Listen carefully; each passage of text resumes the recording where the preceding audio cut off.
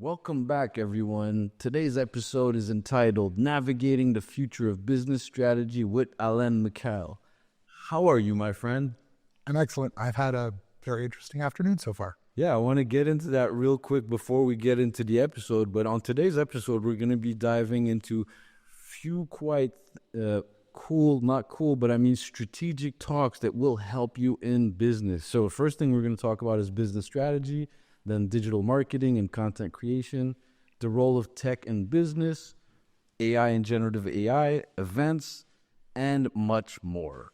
So let's jump right into it. But before we do, we're going to just talk about a little bit of the cool stuff that you saw downstairs. So we got Alan scanned in our studio and he saw his 3D version. What do you think of that? So once again, thanks a lot. I was really happy to see you guys both again at C2 just last week. But we briefly bumped into each other. Like, let's do this. Let's do this. We booked it. We're in. Volumetric is like the new up and coming thing. And the fact that this rig is set up here in Montreal and I was able to come down here and check it out is a special treat. Yeah, I was like, so overall, I mean, I don't know if you'll be posting pictures. We're going to show some pictures. So basically, this rig that we have in Montreal is the R&D rig. So it was the one that was originally at Sony, and we brought it here just to do more R&D. But the one that's really popular right now is the one in Fort Lauderdale, and I invite you to come there anytime you want. We also have a podcast studio there too, so we'll do another episode there. Another thing that we tried was you tried the Vision Pro. Now, you saw some of our holograms in there, but do you believe that the Vision Pro is the next computing platform, let's say? Again, another treat to try it out. It's definitely a lot smoother than what I thought it was. It's definitely a new platform and a new media in which creators are going to be able to push forward. As a business guy, my biggest thing is always seeing how it reconciles to actual businesses and where the budgets or the money to pay for all this stuff is going to come from. So that's going to be another interesting chapter in this. But once we figure that part of it out, the tech is definitely... You're totally right there. I want to pick your brain just a little bit on that. Like, it's quite expensive, right? It's $3,500 US. Do you think that companies are going to purchase this for their employees? I think companies are going to start by purchasing them. For some employees, it depends. I guess it's all about the usage, I guess, right? The balancing out the value in it. I mean, it depends who the employee is, the value that's bringing. A few years ago, we'd spoken about AR and the viability of AR. And one of the big things that kept coming back was the idea of maybe using it as a live augmented training platform. And that aspect, I think, has a lot of usage. So maybe like in engineering or architecture, or I feel like high-end machinery or things like that, where it's expensive pieces for expensive things and hard to get to context. I think there's a magic formula that could be or should be explored. Definitely. I believe so. So you're right on it. I think what you just said is right on.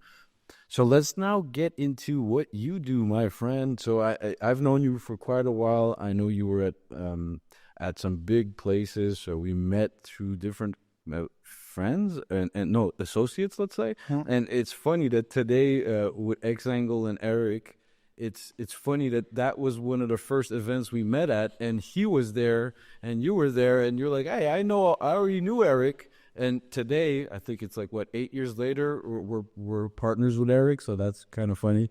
I initially thought that you guys had hacked part of Eric's solution, and I was so very happy to see that the collaboration was there.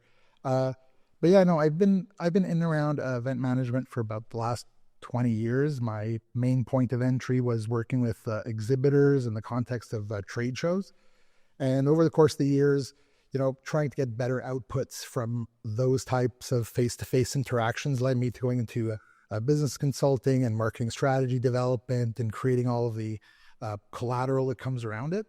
And it's been a very interesting time. For the last 7 years, I've been working around business events and corporate events and congresses to really kind of get deeper in terms of what makes clients tick and client engagement and new ways to kind of reach people. So let's go backwards a little bit. How did you get started? What was your passion? Was this something that you wanted to do since you were young? events and then business strategy, or did you just fall into it? Or Like a lot of us, I mean, like just I try to chase fun and experiences and novelty. And I guess like, yeah, I just stumbled into it. I wasn't really intending on being in events, but yeah, I studied anatomy and cell biology for a little while. I took a year sabbatical. Somebody told me I should sell stuff. And I got myself a job working for a gentleman that sold anatomical displays to pharmaceutical companies as educational pieces. And all of those dots were weird things for me to connect. And then he also did trade shows. And he's like, oh, this is where they sell their things. And I didn't know that that was a thing. I thought that you sold things in stores, and I didn't know you could do it face to face. And the methods that come towards selling to people face to face are so varied and interesting. Yeah, we're 20 years later now, just trying new things, trying to reach people in different places. My specialty now is international events for the large part, getting people to come from abroad and experience a destination in different ways, carry over their communities, carry over their tech, deploy some big things, and hopefully leave a mark on the destinations that they come into. So no, it's rewarding. It's fun. yeah, man, It's complex. it's very interesting. Yeah. It sounds very fun too. You get to meet people on the international level. You get to travel. Mhm.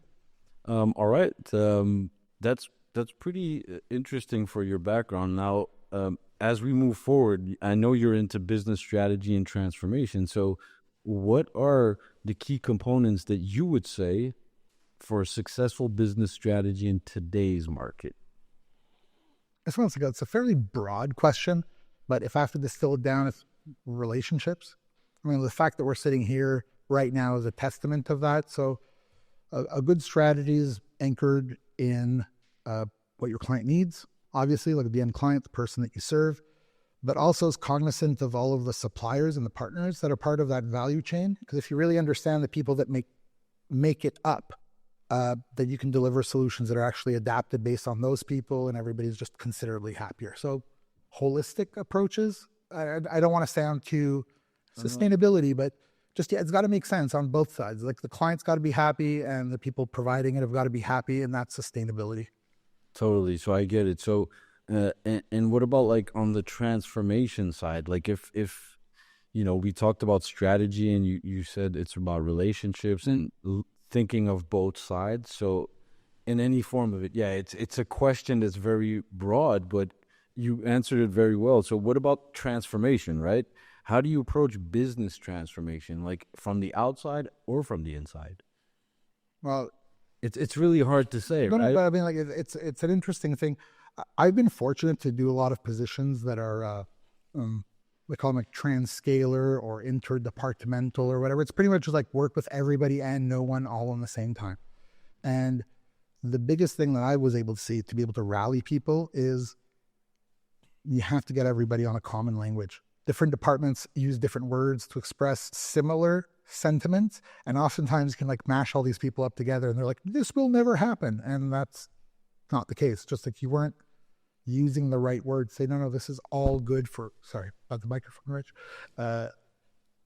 But it's the idea of like, this is going to be good for everybody long term. Yeah, that's a good way of saying it. And the same word could mean different things for different departments, right? And that's why they stay in these silos. We had this event a long time ago called Breaking the Silos. Okay, very good. So transformation, to me, it's really hard, right? And you have to be a leader, basically. You just said it. You have to talk to everyone and no one at the same time. So what is the hardest challenge there, right? Understanding everyone's language and making sure that everybody is communicated the same thing. So we're like, hey, we're building a new volumetric studio for this university, but like nobody's on board only for the innovation department. Mm-hmm. And for us, it's really hard to trying to talk to all the departments. At a certain point, it's not our responsibility, but it's really, I see it a lot in companies, man, silos all the time. In an ideal environment, everybody would be on board the innovation bandwagon in the sense that like everybody's concerned about making things new, better, faster, whatever it is. But when it comes time to put the time about just thinking about it, people have a tendency to revert back to the statu quo. Just because it's what's happening. It's like, I've already got too many things. Just, you have to make the time so you can maybe save some time. Yeah, It's so counterintuitive. well said. You have to make the time so that you can make the time so you can save some time. It's really real, because if not, well, we were just talking about that before, right? We said that some of the companies like dinosaurs decided to not do some of the innovation that was right in front of them. Yeah. And they finally do it when the building's on fire. But then it costs them much more, and they're late, and they didn't create the value that they could have created a while ago. And they could have, they just didn't want to do it. And then you point the finger towards innovation and not poor leadership that led to the 3x value of that line. If you were to listen to your people right from the field as they're letting you know what's happening, you could probably address some stuff at $0, cluster the recurring things into like one little micro function, and then eventually build that into a suite of things instead of just rehauling it when there's like a new CEO or a flavor, or finally we're going to turn the ship around, and then put yourself down a path of like workflow change that just never is going to come to an end. It's just gauche. I get it. Yeah, you know, I get it. I totally get it.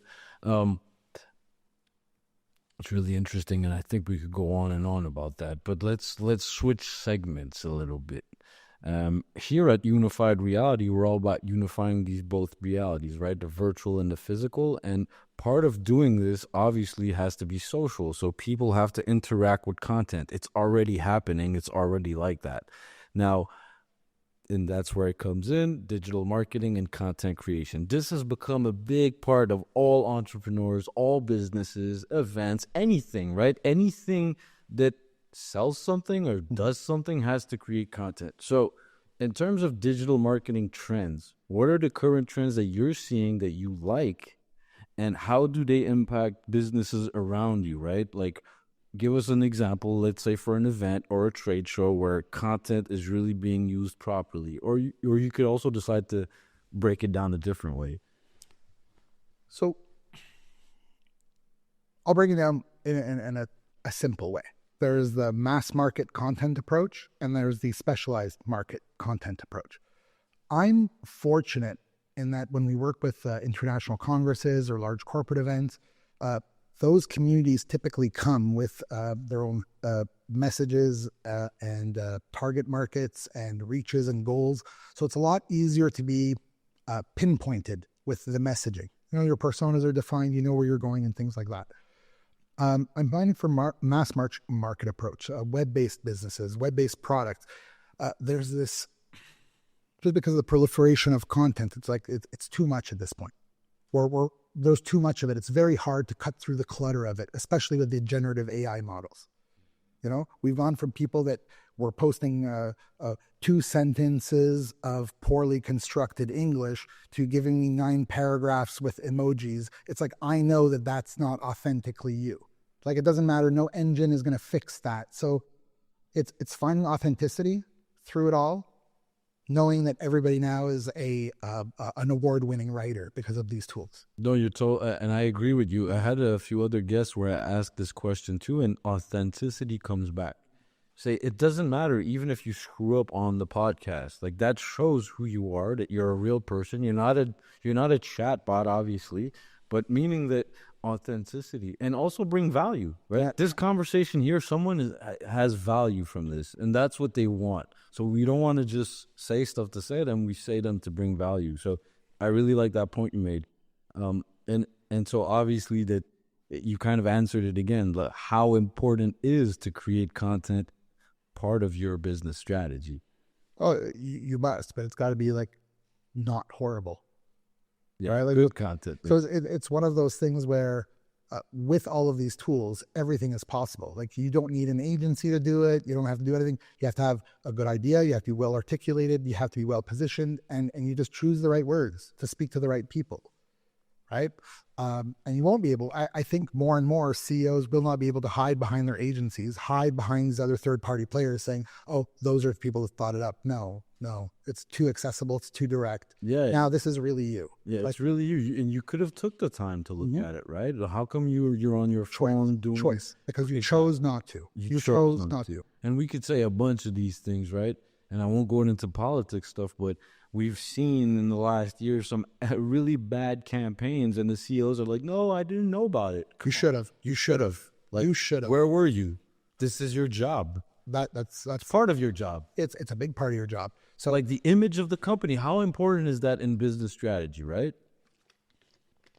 it's a big one, but I mean, even more important than that, a clear and well-defined vision is the only role of the chef d'orchestre.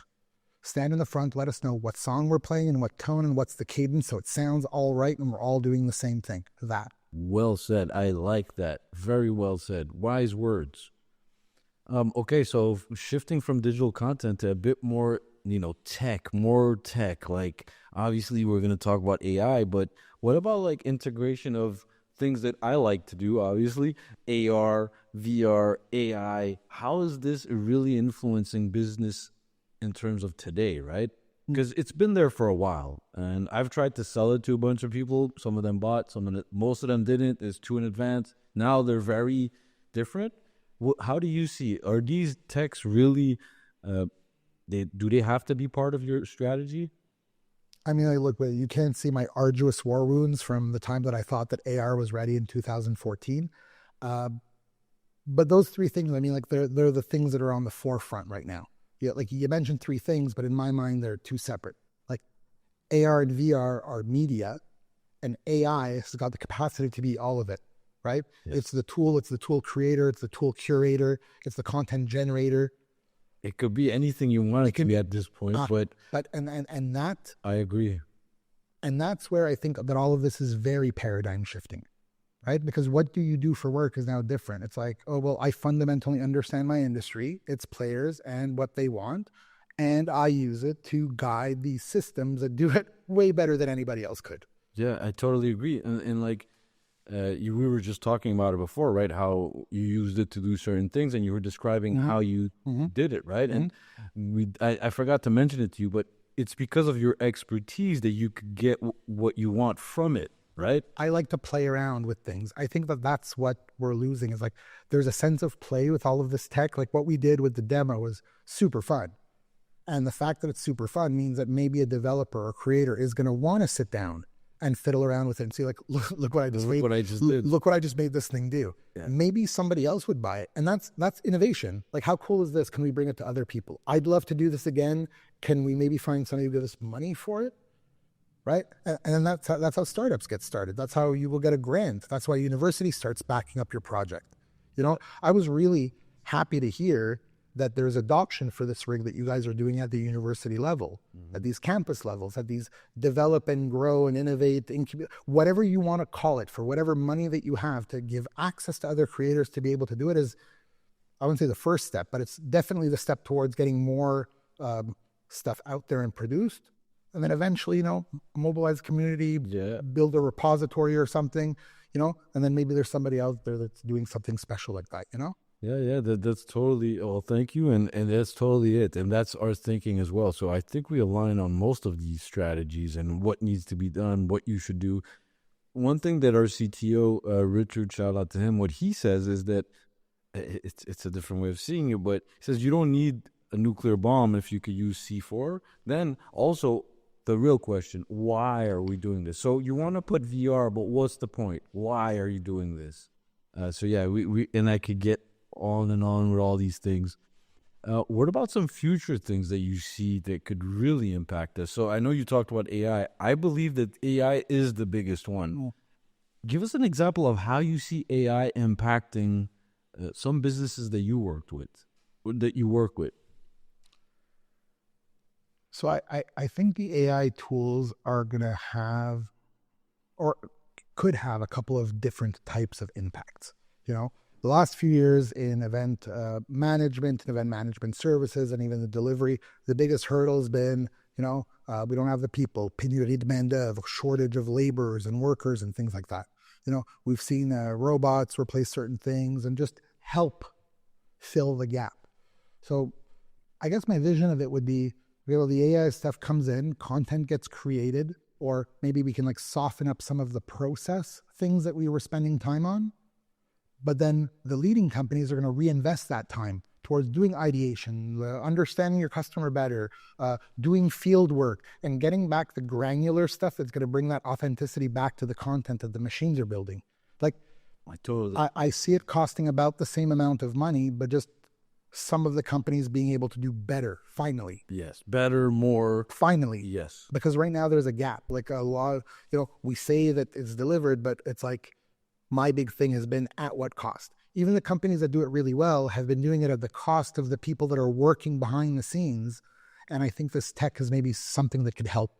That's a really interesting point of view, and so, yeah, that's so interesting. The fact that they're getting it done, but at the cost of the people that are working there, which that's not really good, right? So because there's no growth after, those people will eventually leave. Well, it's interesting you're saying growth, but it's like even more than growth. Fundamentally, there's no sustainability to it, and that's a word that everybody's been throwing around. True, but the mechanics of how you go about doing your business have been lacking. Nobody says it out loud. And maybe these AI tools are the thing. Maybe they're not going to be the thing. Maybe they're going to be the excuse that makes that we don't hire the extra coordinator or don't hire the extra project manager. Oh, the machine will do it. It's fine. Yeah, you're right. But I think it's going to be a separation because those that know how to use it and keep their experts, right? They're people, because companies are all about people, like you said it at the very beginning. But if I could give better tools to my people, so here at Genius XR, we've purchased a license for everyone. Everybody's using it, and we're having lots of fun, man. So it wasn't about laying off people; it was about boosting them. Now they're Marvel heroes, right? So, but they're Genius XR heroes now, man. Wonderful, my friend. I really like your insights on these things because we don't always think the same way or have the same experience, right? All right, and I know we talked about AI, but I'm going to jump back into it. Like, how is it being used? So we talked about some good examples. How much of it do you see being like an absolute, meaning that if you don't use it, you are dead? And you kind of answered it again, but yeah, I'd like to know, like, do you think in 5 years, if you're not using AI, you cannot start a company? I mean, it's a prediction, right? No, I mean, like I can speculate based on what I've done. Like I spent some time as an entrepreneur. I've fiddled around with like saying, oh, if I get enough business, then I'll hire a coordinator, then another project manager, then another support person. Maybe I'll sleep. Maybe I'll take a vacation. These AI tools, if you really fundamentally understand your business, and actually, it's what I've been missing my team for a little while. So I've been creating and coding. I'm sorry, I'm going to say this. I've been creating like other people to kind of like support my ideas, like some people to bots to bounce ideas, to validate ideas. Like, well, for sure. Why wouldn't you? Are they the best? No, but I can create 25-year-olds, 30-year-olds, and ask, right? Yeah, and ask questions, get sounding boards. Is it the best? No, but I'm still the director, so I just go through it one way or another and make an educated call at the end of it. But so go tell us how you actually do it, right? So you go on GPT. I'll kind of say it, and you tell me if I'm right or wrong. I also offer these services consulting if anybody's interested.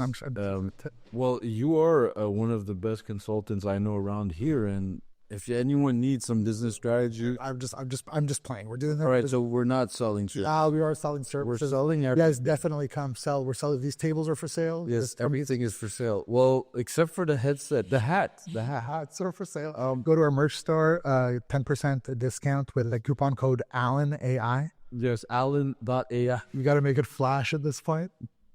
What was I saying? We were like, how do I use the bot? So okay, yeah. So good. Yeah, tell. I'll share. So I've been on it since ChatGPT opened. I've always been like on the forefront of fiddling around with stuff, and like I play around with it just like for regular. So as all of the updates have been coming out, I've been doing ungodly amounts of work that has been getting crushed by these new updates. I'm like, I could have saved myself 200 hours. But functionally, the Omni update is like a very good conversational engine. So like upload what you got, get it to analyze, get it to interpret. If you structure your data well and you know what you're asking for and who your personas are, how they act, how they behave, you can like train your own model to give you some okay-ish answers. You still have to do the work, but yeah, like just HR. Like I never. Is there any other AIs that you've seen that you're using or that might be interesting? Okay, so yes, there are, and I'm getting almost blinded by how many there are. through the COVID years, we had to evaluate a lot of virtual and hybrid platforms. And I did like 70 of them, and ad nauseum. At a certain point, it's like they all do the same. So I personally have resolved to being like an HTML guy. I'm using ChatGPT all the way. I'm like diehard. I will hack it into place if I have to. And I'm trying not to pay too much attention to app clusters that are being created. I am going on and seeing who they are, what they do, the thinking behind what it is, maybe the feature sets, and then I'm just asking GPT to give me the exact same thing. Same thing, yeah. It's the same thing. Yeah. So, well, that's really smart how you're doing it, and basically that was a good answer. Now, and we've been also now, trying to touch maybe Gemini, but I've got it on my phone. So, cool. So this is my little Gemini hack. So I do a full session of GPT open on my laptop, and then I talk to Gemini, and then I just have one push to the other. Okay, yeah, I did that too. Me and Rich also, like the first day that Omni came out, we made 2 bots and we made them argue together. But at the end, like they were just saying anything. So I uploaded a picture of myself, he uploaded a picture of him, and we're like, this is me. Now talk to this other AI. And they started talking about like, oh, there's a flower in the room. Like they on and on for about the flower. Like, oh, it's like, dude, they're in a studio. Why do you keep talking about the flower? Okay. And that's where like my science background, for some reason, I never thought that it was going to be useful, is really coming into play now. So scientific method, scientific approach, the concept of trial, testing, error, setting a theory, doing a postulate, doing a hypothesis, testing it, refining it. Like those iterative processes are that's why the computer kids are doing well, the science people are doing well. Man, all the we had these in university. Please, when we were a kid in high school. ADD nerds, you've got ADD, plug it in. Let the computer figure out how your brain's sorted out. It's probably more magical than most people, right? That's crazy. So it's giving potential to a lot of, and I'll say weirdos, to be able to maybe get some of their ideas cleared up a bit. It's all the weirdos out there. You are not weird, because I'm a weirdo too. Yeah, man. Shout out to weirdos. Much success as I kick the bottom of this. So yeah. Don't worry about it. All right, so I want to jump into some stuff that I know you really are an expert in, and most of the events, if I go to a corporate event, not a private one, but let's say a big event, you'll be there. Like I know I'm going to see you there. So I want to talk about a bit of events from when you started all the way to now. Like there has been an evolution. How do you see business events evolving throughout the years, whether it's trade shows or conferences? Has it evolved? Is it evolving? And do you like it? Anytime people gather for any reason, I like the vibe that happens. I like the energy that happens between people. Like I was like raised in the church. I didn't like going, but it was like, I knew that it was nice when people like, and raves and concerts and business events, communities vibing. And like the kids are using that term, and I love that term now. I'm old, but whatever. But that vibe, like that feeling that you get out of it. So, trade shows were great because it was very commercial. And when I started, I was like, young and hustling, we can sell stuff. And, I did the trade shows for my clients. I liked their products. They liked me. I'm like, I'll sell your product. And then I was like, I made okay money doing all kinds of very fun products and services. Like, why not? And then as it progressed, like there was 2008, there was an economic crash. That's how old I am. I was like doing some things. And then the questioning started to come in, like very early, like why? Why are they going? Why are they no longer going? Why is nobody giving me any money? And how can we find other ways for people to sell?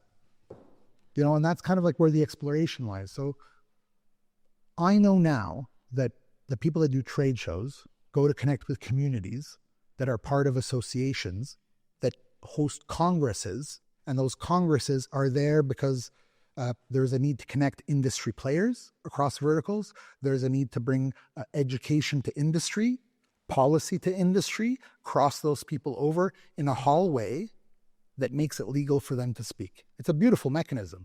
So I'm at that level now where I'm thinking about, well, how can we move large groups of people from country to country? And even more importantly, the reason why I went to the Palais des Congrès and into a professional congress organizer and a destination management company is how do we ultimately bring these people back to Montreal? Because when I started my business, there were big trade shows, big industries. There was mining, there was pulp and paper, clothing was happening. There was like tons of jeans brands coming out of here. This is like, I'm old, right? And nostalgically, I've been wanting that kind of movement. So I've been just scratching at that. So has it changed some?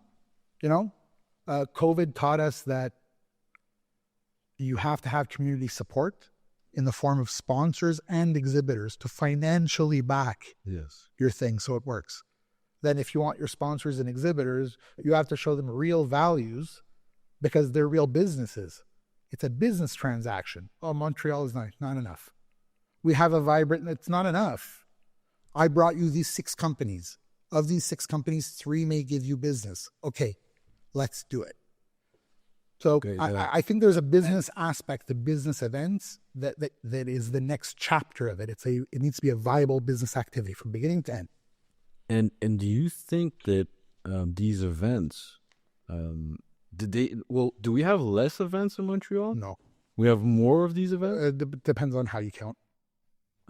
Let's say the ones that actually do transactions, right? Like, so you go there and you actually meet a client. Because I haven't been to a lot of these shows lately where I meet a lot of people, but they're just not, they can't purchase what I have to sell, basically. That's very interesting. So those are like 3 different questions you asked there. Okay. So networking events, like, let me go back. You'll clip this somewhere. What ends up happening is, so there's a networking event that you go to. It's hosted by a person or a group. That group has got a certain power to draw certain types of people, right? Those people are local or not local. What you're looking for is outside money coming into this city, right? To be able to spend some money. And if they're already here, more likely than not, somebody else has spoken to them. So already by the time that they're here, it's too late for you. And that's what I tell a lot of my product suppliers, the partners, is like, listen, let's do the pitch for you and for Montreal. Let's do it 2.5 years before the time that you went to your event, because that's when the sale was getting done. I get it. It's already done. It's already sold. It's already spoken for. It's right? Totally true. So like, let's say the university that we have an office in one of our studios, this actually literally happens. So, like, at competitors, like, oh, we're going to do this and this. We heard that you guys want 3 studios. They're like, yeah, but we already signed for all of them. We're good. Like, these people, they're okay. Yeah. Okay, so I'll make another little point that actually maybe ties into Montreal and the stake here. So you guys are doing a lot of work in the States, and I think that's really great. You're going to fall into like other competitors and people coming in. In a lot of other U.S. states, okay, the U.S. has mechanisms in place where they'll actually finance a local supplier to offset the potential cost that comes in from an outside supplier. Right? If that's good or that's bad for you, it's bad when you're in Florida, but it's also not your home turf. It would be great if you had that advantage on home turf, but that's just me, and I'm not. Yeah, it would be. And I'll tell you this: like, the worst is that I have more support. Well, not more, but I have a big support from the federal government in Florida. From there, it's because our exportability budgets, like, there's more to it than local development. So they kind of see it like that too. Right? They're like, let's export. So they created a Florida Canada the Chamber of Commerce. I mean, like, those initiatives are great because they do give access to people from here. But it's just, you have to know that that's where our government is putting the emphasis. And if you go, like, there's a lot of great programs that are out there. It's just oftentimes, back to your networking questions, like, you just were at the wrong spot, or you didn't understand what the context was. Yeah. I really got to start rolling with me more often. No, well, yes, definitely. And we do learn things sometimes the hard way. I believe that where you are also creates your value, right? So that story with the used car, that, you know, the daughter gets a used car and it's worth nothing. She goes to the local garage. Oh, I'll give you $5,000 for it. She goes to it's a Ferrari though. It's like a broken down Ferrari. She ends up at Ferrari and they're like, this is a unique piece that we only made 3 of. Here's $1 million. It was where she brought it to that created the value. Sure. All right, let's go back to events. So I just want to talk just a little bit quickly about how events, my experience at trade shows.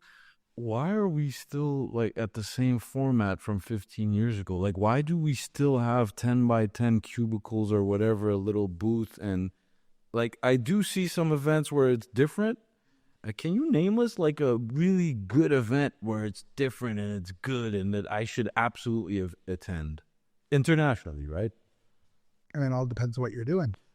Um, okay, so yeah, that is a really good question. But in general, right? Do you know any good event that's not like the same, like with the 10 by 10 and the roll up banner? So the 10 by 10 and the roll up banner is a byproduct of what you're offering to who, right? So the show organizers are concerned about paying their bills. So the easiest configuration is doing a 10 by 10. Can it be done better? Yeah, definitely. Could it be cheaper? Probably. It can be managed differently, but just part of it is having the right organizer, putting in the right people, understanding the way that the design software works, and not relying on the legacy suppliers that have been doing it for 15 years. So if you're asking why it looks like 15 years ago, it's because nobody's done any updates. Or if they have, like nobody's adopting them because they don't want to spend 1 penny more. So, you know, I had a big thing, and we were either going to keep this or not. But the idea is like on the top of my professional dream board, it says, make congresses that don't suck. Because I mean, like I worked at the Palais, we did 300 events a year, right? That's insane. 300 these years. So I mean, like not all of them are mine. I was in charge. No, but you were. I was in charge of the technology stuff and the AV stuff and like all of those deployments there. So we had a great team, and like there's like unionized people. So like I'm there to like if there's a problem, but like it's a lot of really much smarter, much better people are doing the work. But it did give me the opportunity to poke out from the 5th floor and just like poke into the plenary rooms and see what people are doing, right? It checks off all the boxes, but like between me and you, and like I'm not there anymore, it's like if I was a doctor having to go to this thing, I'm like, dude, 3 days? We're doing this for 3 days. Dude. And their other option is like I can buy a book, I can do it online, I can do it remote. There's a million ways. Well, there's a handful of other ways that are less expensive and more timely than packing your bag, getting your agenda set up, telling people where you're going to be, getting your hotel, and doing the whole thing. So that's where value delivery comes in. Mm-hmm. Like, just make it don't suck. Make it not suck. Yeah, like, make it not suck. Yeah, I don't want to go to the same restaurant I went to last time I was here. Do you have something new? Is there something that's underground? Is there anything that's happening after 11? Something different. Yeah. Yes, I believe so. All right, and that leads me to, like, obviously for me, when you say events, I see experience, right? So experiential marketing, right? How important is experiential marketing in today's business environment? And how do companies leverage it effectively? How should they leverage it, right? I think you kind of already started it. I mean, like all of it, like because all of it has been done, right? And at scale, if you've done a handful of events, you've done a handful of events, like, okay, I came, I sat, I listened to something, I ate a thing, I sat down again. So it's breaking out of that shell, right? Making it not standard, making it really stand out. And it's typically those little experiences that anchor all of the other messaging that you're trying to do. So oftentimes you'll go to a place and what you'll really remember will be like that activity on that Wednesday night for 2 hours. It was really cool, where you were able to speak to a person who spoke to you about their business, and it'd be cool to follow up about that experience. The business thing is secondary. It's like Azad was really cool. I'd love to do more 360 stuff and maybe live another experience with him in the context of his business. Like that's a sale as well. It's a different. Yes. I like how you put it in that context. And so what about because we're on unified reality. What about unifying some sort of tech to make it experience, meaning that yes, you can add screens and stuff, but what about like an app? Do you believe in event apps? I believe in community apps. I believe in like the people that share common goals need an area where they can exchange their information. There can be like a certain aspect of recognition. There can be a certain aspect of opportunity, maybe even employment, So I think platforms that kind of encompass those things and have a broad enough community have got a chance to live. And they don't have to be big, right? Like there's the idea of micro communities, and if there's actual revenue and value being created, those communities are also viable. Very viable. We have this term that we didn't coin it, but the founder of Patreon did, the super fan, right? Meaning that you don't need 1 million followers to give you $1 a day. If you just have 100 or 1,000, you're good. And you could feed right off of that. Excellent. Do you want to add anything for experiential marketing? Like, it's a must. You guys have to create experiences. All right, I like it. Right? Like, there's nothing else to say. People are bombarded with all kinds of content, right? It's just, when I first started in trade shows, we spoke, and you're 10 by 10s, because that's how long it was. So in a 10 by 10 exhibit setup, as people walk in front of your booth, you've got 3 seconds for them to go, what's that? And it was dumb. When we first started, we used like have a light, have something with a motion component. But what it was is have something that other people don't have. So whatever makes you different, do that. Like, I talk too much, man. Like, people know. Like, you invite me to your podcast by crossing me at C2. You're like, oh, this guy's gonna be. Yeah, I'm just gonna roll with that. We like it. I like it too. I'm having a good time. I'm just trying to go with whatever it is I've been blessed with and just lay off the stuff that I have. Some good knowledge. Like, in today's world, we're bombarded with information, but a lot of it is not good knowledge. So we try to bring some knowledge to the entrepreneurs first, and the people that are interested in tech, and yes, somehow unified tech. Now we're going towards the end of the episode, and I have just maybe 2 more sections and a few questions for you. Leadership. Now, we did talk about, as a business strategist, you also have to be a leader, because you have to gather people in different silos and explain to them and be a leader in there, right? What is your philosophy about leadership? Like, meaning that the philosophy that kind of influenced your approach, meaning that when I do it like this, there's a good outcome for my business strategy. I mean, it may sound super basic, but it's like, I'm really in it to have fun, and I really like the people around it. I just happen to work in this industry. So if I say, like, my approach to leadership, and like, do I like managing people? Yeah, sure. I mean, it's great. Is it like my thing? No. I mean, I'm also okay solo. So I do like people. So I go at it with a people first approach. So I want to know if you've got a family. I don't know if you have kids. I want to know if you have to pick somebody up at 5 o'clock. I want to know if, like, you wake up early or late. And I typically ask people questions like, okay, if we were to sit down here as a supplier, Azad, what part of this would you do for free? That's the part that I want to know, because I want 80% of my mandates to you to be the part that you would do for free. So when the money comes in, you're like, oh my God, this is great. Or when I have a lower budget, like, you're like, oh, it's fine.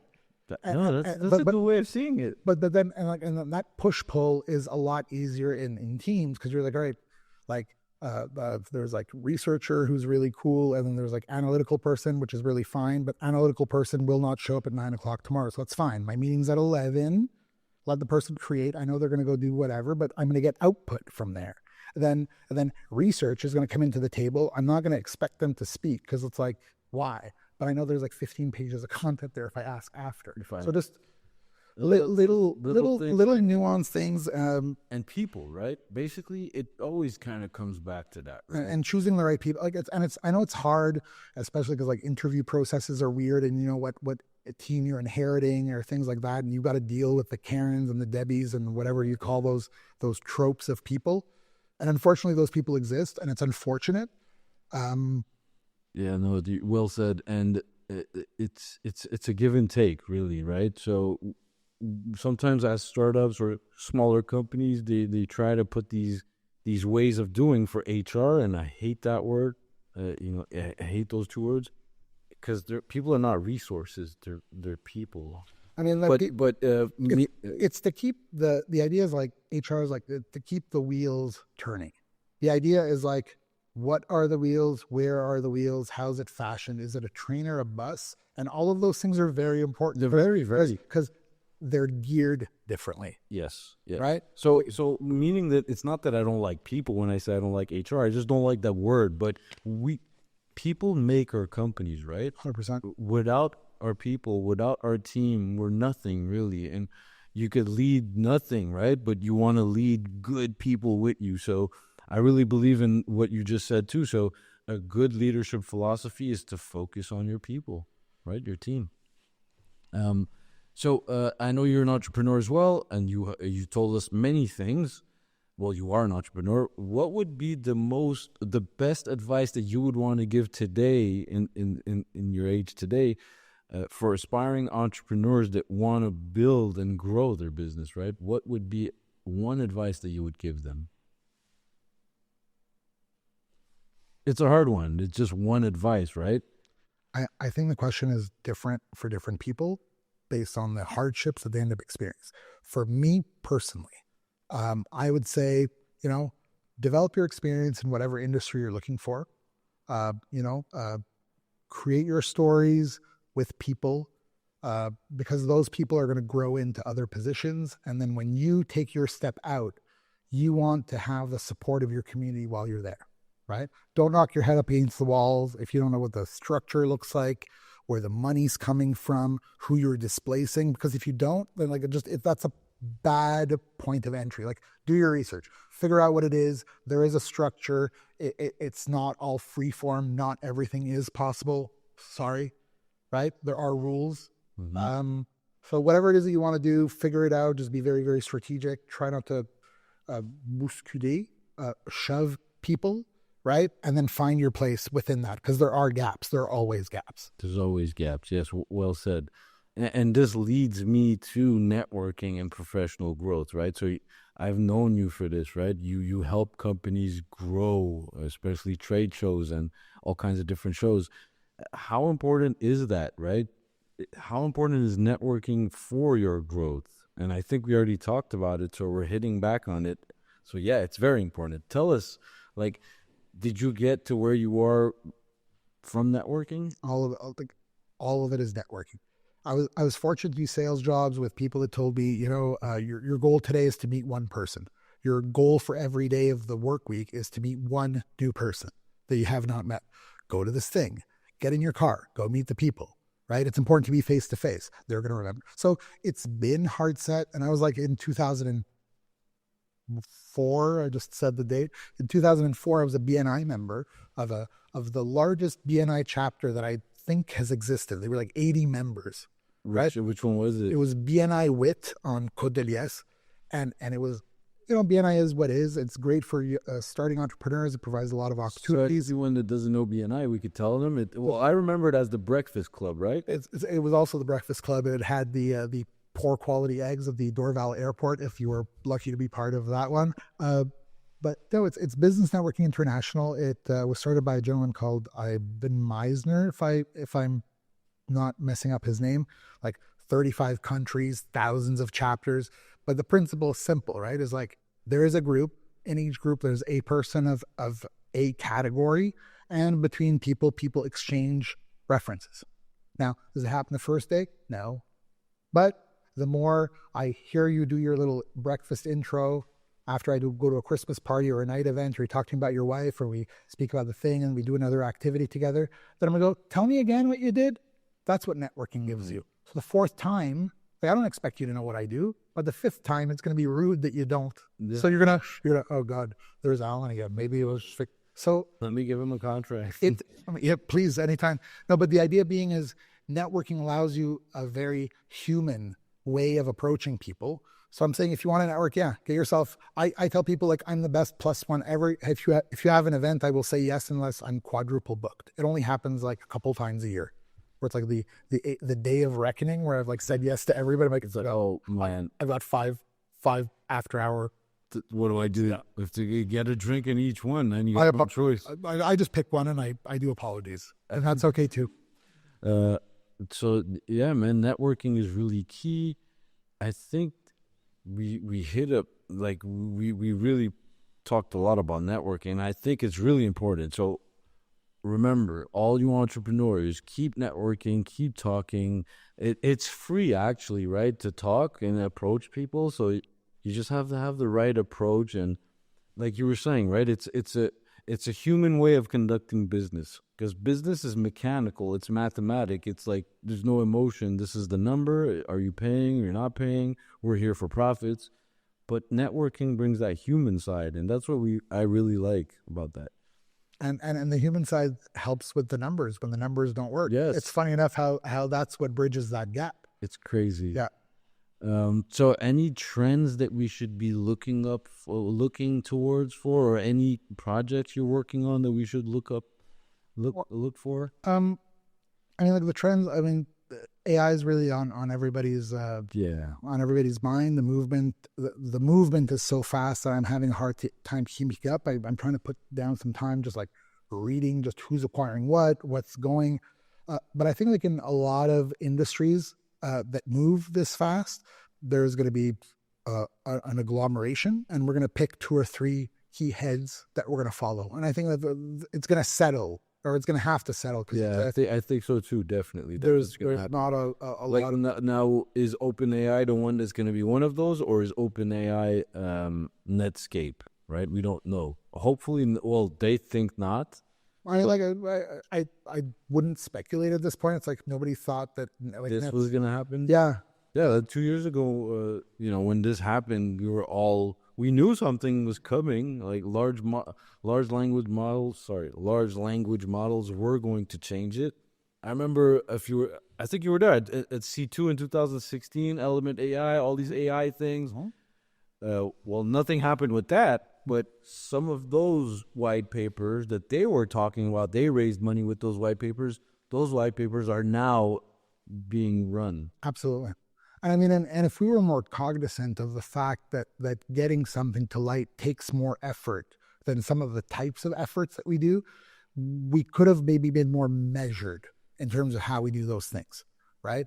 It takes a little longer time. I think people get very excited about certain things without functionally looking at going from research to pilot, from pilot to phase 1, phase 2, and like doing it like other people do. So yeah, just being weary of what's real and field testing stuff could maybe be like the difference between, success and hemorrhaging large chunks of public funds. Yeah, very well said, my friend. Very, very well said. We will leave it at that. Thank you for coming on, Alan. I was going to say Mikhail, but it is Mikhail, but Alan Mikhail. Thank you for being on. Always a pleasure to see you. Thanks for having me. We will invite you again, and we'll be showing some of your 3D assets as B-rolls, and I will share all of that with you. I look forward to it. Thank you very much. Thanks again, Azad. Take care. Take care.